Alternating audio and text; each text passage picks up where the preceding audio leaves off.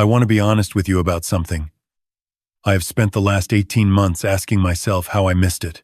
How a man who spent 35 years reading blueprints for a living, who could spot a crooked beam from 40 feet away, who built half the custom homes in Sudbury with his own two hands, how that man could not see what was happening right in front of his face. The answer, I have come to understand, is not stupidity. It is love. Love makes you willing to believe things that, deep down, you already know are not true. My wife, Margaret, passed away in February of the year before last. Pancreatic cancer. From diagnosis to the end was 11 weeks. 11 weeks is not enough time to say everything you want to say, to fix every small thing you left unfixed, to memorize someone the way you wish you had been memorizing them for 41 years. It is barely enough time to understand what is happening. After she was gone, the house in Sudbury felt like a building I had somehow wandered into by mistake. Every room held something of hers. Her reading glasses on the nightstand, her handwriting on the grocery list, still stuck to the fridge with a magnet from Niagara Falls, her rain boots by the back door, the left one slightly more worn than the right because of the way she walked. I did not move anything for 3 months. I just lived around her things like a guest who was afraid to disturb the furniture. My daughter called me every evening that spring. She is my younger child, 34 years old, married to a man named Derek who works in commercial real estate in Calgary. My son lives in Halifax with his family, and we have always been close. But distance makes daily closeness difficult.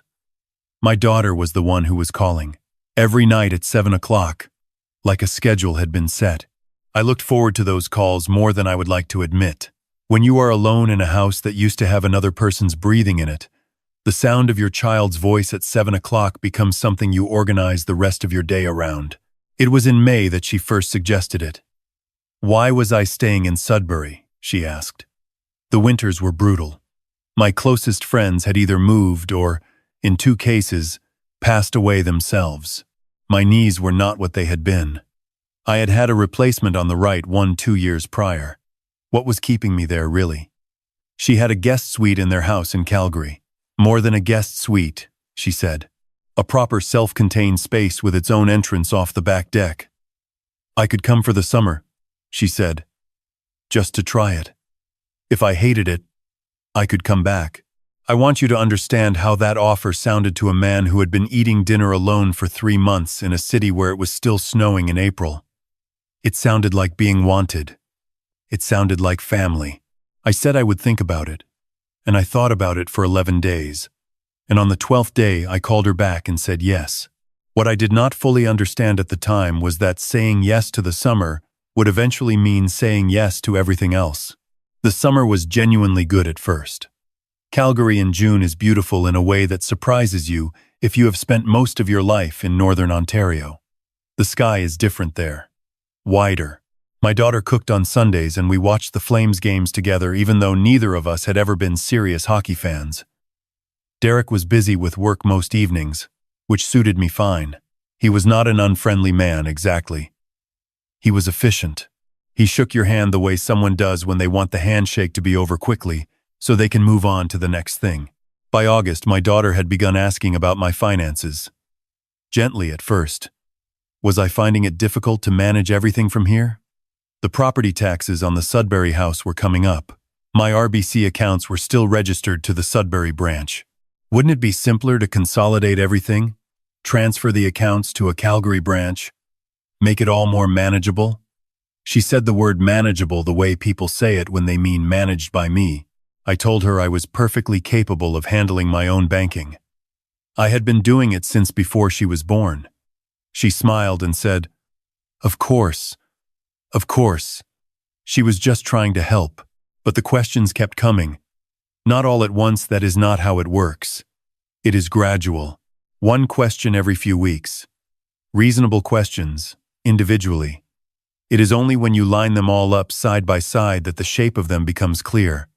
How much was in my TFSA? Had I updated my beneficiaries after Margaret passed? Did I have a current will? Had I ever considered a power of attorney arrangement just for peace of mind, so that if something ever happened to me, there would be no legal complications? I told her I had a will. Margaret and I had done our wills together years ago. Everything was in order. She said that wills sometimes needed updating after a spouse passed. She had been speaking with a financial advisor, she said, a friend of Derek's. He had suggested that a comprehensive review might be a good idea, given my circumstances. I said I would think about it. The autumn came, and I did not go back to Sudbury. I told myself it was practical. The winter would be hard up there alone. I would go back in the spring. I had a tenant in the house. By that point, my daughter had suggested renting it rather than leaving it empty, and I had agreed because it made sense. The rental payments came into a joint account she had suggested I open for convenience. Easier to track, she said. I had given her signing authority on that account, just for convenience, she had said. She had used that word, convenient, a remarkable number of times that autumn. In November, I had a week where I felt genuinely unwell. Nothing dramatic: fatigue, some chest pressure, difficulty sleeping. My daughter took me to a walk-in clinic. The doctor said it was likely stress and dehydration and told me to rest. My daughter told me it was proof I needed looking after. She said it with such sincere worry on her face that I felt guilty for having been independent so long. Derek came home late most nights. When he was home, he and my daughter would sometimes stop talking when I walked into the kitchen. I noticed it, but I told myself I was imagining things. Grief makes you suspicious of ordinary things. I knew that. I had read about it. My old friend from Sudbury, a man I had known since we were apprentices together in the late 80s, called me in January. He said he had been trying to reach me on my cell phone for 2 weeks. I told him I had not received any messages. He said he had left 3 voicemails. I did not check my voicemails often because my daughter usually managed my calendar and reminders for me now. I am saying that aloud, and I want you to understand that at the time, it felt like help and not like control. That is how gradual works. My friend said he was coming through Calgary on his way to visit his sister in Vancouver. Could we meet for a coffee? I said yes without asking my daughter first, which I realized as soon as I said it was something I had stopped doing without noticing. We met at a Tim Hortons near the LRT station. My friend looks the same as he always has: big hands, gray beard, the permanent squint of a man who spent decades reading plans in the sun. He ordered a large double-double and looked at me for a long moment before he said anything. He said I looked thin. I told him I was fine. He said the word fine the way old friends do when they want to call you a liar without calling you a liar. Then he told me something. He said he had run into my son at a conference in Halifax in October. My son had mentioned that he had been having difficulty getting hold of me, that my calls to him seemed shorter lately, that I had canceled 2 planned visits to Halifax, citing reasons that seemed to change each time. I sat with that information for a moment. I had canceled those visits. My daughter had suggested that I was not well enough for the travel. The first time, that chest pressure. The second time, she had booked a family dinner with Derek's parents on the same weekend, and it had seemed rude to leave. I had not thought of either of those things as my daughter preventing me from seeing my son. I had thought of them as coincidences.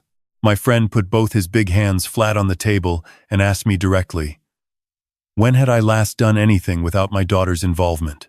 I thought about it for longer than I should have needed to. I drove home that afternoon and that night, while my daughter and Derek were at a work event. I sat at the kitchen table and I made a list. Every decision I had made in the past 8 months, whether I had made them freely or whether someone had suggested them first. The list took me 40 minutes to write out, and when I was done, I sat and looked at it and felt something I had not felt since the early days of Margaret's illness. That particular cold understanding that settles in your chest when reality shifts and you cannot shift it back. The Sudbury house rental, the joint account, the Calgary banking transfer, the canceled Halifax trips, the financial advisor friend of Derek's, who had now been mentioned 4 times, my cell phone, which my daughter had updated the settings on 2 months ago to help with battery life, the voicemails my friend had left that I had never received. I did not sleep that night. The following week, my daughter told me the financial advisor wanted to meet. Just a review, she said. Routine.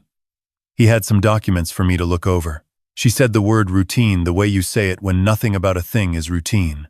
The meeting was scheduled for a Thursday at an office downtown. Not a bank. A notary's office.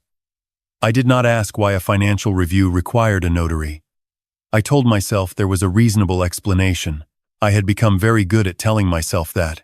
I want to tell you what happened in that office because this is the part I have replayed in my mind more than any other. I was sitting at a long table. The notary was a man I had not met before, mid-50s, professional. My daughter sat to my left. Derek had come as well. Which surprised me, he had always stayed away from these conversations. He sat across from me. There were documents on the table, a pen set beside them.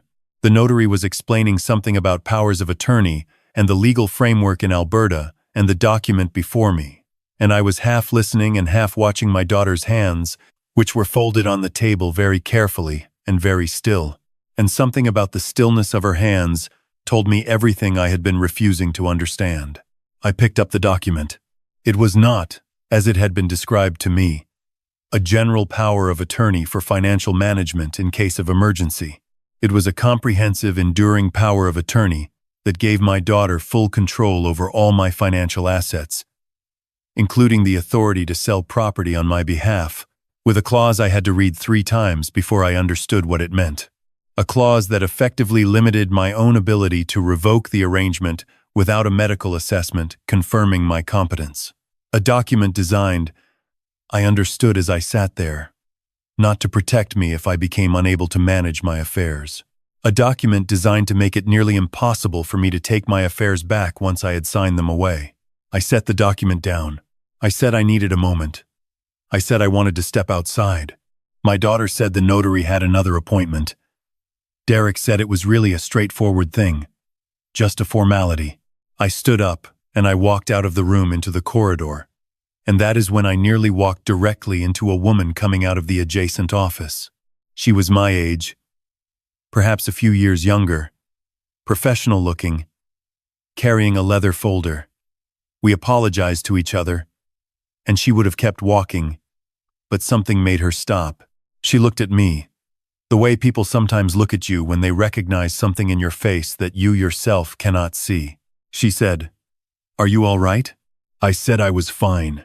She said she was a family law solicitor, and she had her office in this building. And she did not normally stop strangers in corridors, but I looked like a man who had just been shown something that frightened him. I do not know why I told her. Perhaps it was because she was a stranger. And strangers carry no loyalty to the story you have been telling yourself.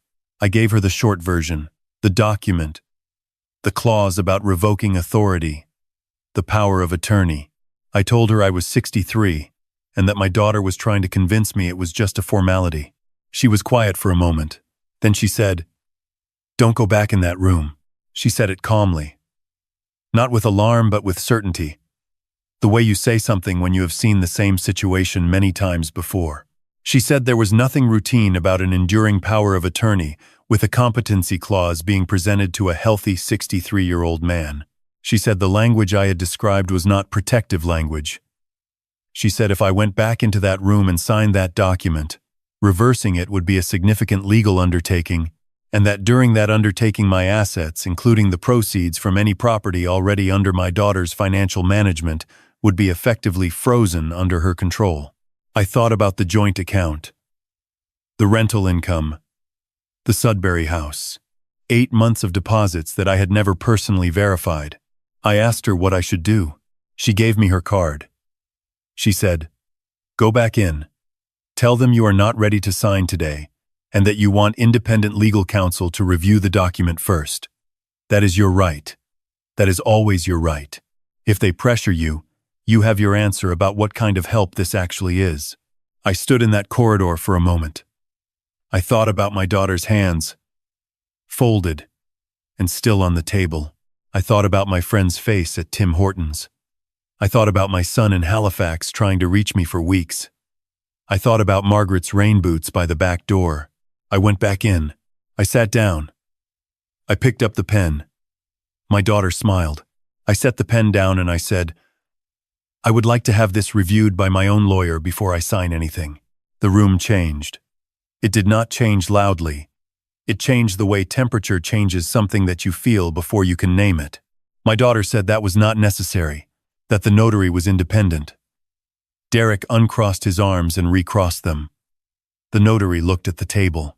I said I was not signing anything that day. My daughter said my name in a voice I had not heard from her before. Not her worried voice and not her warm voice. A voice that was neither of those things. I picked up my jacket and I left. I called the solicitor from the parking lot. I called my son in Halifax from the highway. I drove to a hotel downtown, and I checked in for one night. The next morning, I called my bank in Calgary, and then my bank in Sudbury. And I spent most of that day on the phone and on hold, and explaining myself to various people. And by 4 in the afternoon I had a clear picture of what 8 months of my daughter having signing authority on my accounts had looked like. I will not give you every number. I will tell you that a significant portion of the rental income from my Sudbury house had been redirected toward expenses I had not been informed of. I will tell you that 3 transfers had been made from the joint account that I could not account for. I will tell you that Derek's name appeared on paperwork related to those transfers. My son flew in from Halifax 4 days later. He sat with me in the hotel room, and we talked for most of the night. He had known something was wrong. He had not known how wrong or what to do. He had been trying to reach me, and when he could not reach me, he had told himself, the way people do, that there was probably an explanation. There is a particular grief in sitting with your adult child and understanding together that you have both been deceived by someone you love. It is different from other kinds of grief. It does not feel clean, the way some grief eventually does. It feels tangled. My daughter called me 14 times between Tuesday and Friday. I did not answer. On Friday, I sent her a message with my solicitor's contact information and told her that any further communication should go through legal counsel. What followed was not simple and was not fast. These things never are. The financial irregularities were investigated. My solicitor was meticulous and unhurried in the way that good solicitors are, which costs you patience in the short term and saves you considerably more in every other sense. Derek, it emerged, had financial difficulties connected to a commercial development deal that had gone poorly 2 years prior. The plan, as my solicitor laid it out to me in her office one afternoon in early spring, had been straightforward.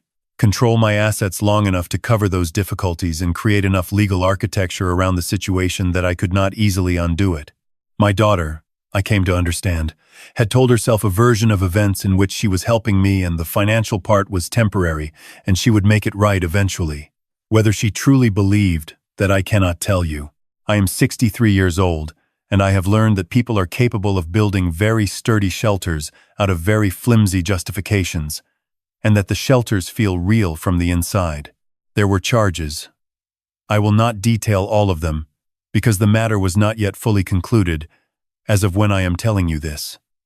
What I will tell you is that I recovered the majority of what had been moved. What I will tell you is that the Sudbury house is still mine. What I will tell you is that I spent last Christmas in Halifax with my son and his family, and it was the first Christmas in 2 years that felt like something I was present for. I moved back to Sudbury in April. The tenant had vacated, and the house needed some work, small repairs that had been deferred. I did the work myself where I could. My knees complained about the crouching but managed. I replaced the back fence. I painted the trim on the front windows a slightly different shade than before, a color Margaret had always wanted, and I had never gotten around to choosing. I thought of her while I painted it. My daughter and I have not spoken since the legal process began. I do not know what comes next between us. I am not ready to know. Some distances need time before you can measure them honestly, before you can say whether they are permanent or simply long. What I want to tell you, if you are a parent listening to this, is the thing I wish someone had told me before that autumn in Calgary. There is a difference between a child who wants to help you and a child who wants to manage you, and that difference is not always loud. It does not always announce itself. Sometimes it sounds exactly like concern. Sometimes it sounds like love. Sometimes, for a time, it is both of those things at once. And then it becomes something else without you noticing the shift. You are not old because you are 60. You are not in need of managing because you are grieving. You are not obligated to sign anything you have not read, reviewed, and understood on your own terms, regardless of who is in the room with you, regardless of how many times the word routine is used. And if someone hands you a pen and tells you to hurry, put the pen down. Put it down and walk out of the room. Make the call. Get your own counsel, because the people who genuinely want to help you will still be there when you come back. And the people who are not there when you come back have already told you everything you needed to know.